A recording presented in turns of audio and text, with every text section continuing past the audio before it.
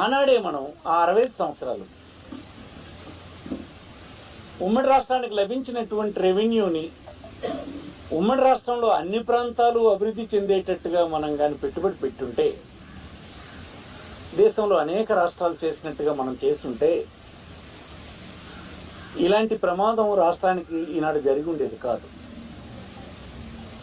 అక్కడ వచ్చినటువంటి public sector industries కానీ, మహా ఇండస్ట్రీస్ కానీ, కేంద్ర ప్రభుత్వ సాయంతో పెట్టినవి కానీ నలుమూలల రాష్ట్రంలో పెట్టుండి నలుచోట్ల నగరాలన్నీ అభివృద్ధి చెందేటట్టుగా చేసి ఇన్స్టిట్యూషన్స్ అన్ని దగ్గరలో వచ్చినట్టు చేస్తుంటే అసలు తెలంగాణ కోరే వాళ్ళు కూడా ఉండేవారు కాదు.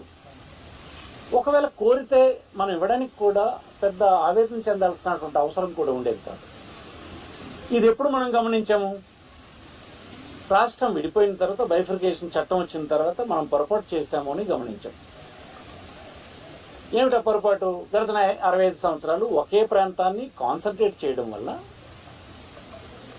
ఒకే ప్రాంతంలో లభించినటువంటి ఇన్వెస్ట్మెంట్ అంతా పెట్టడం వల్ల మనం ఇదంతా కోల్పోయినాం అన్నటువంటి ఆవేదన రాష్ట్ర ప్రజలందరికీ మిగిలింది.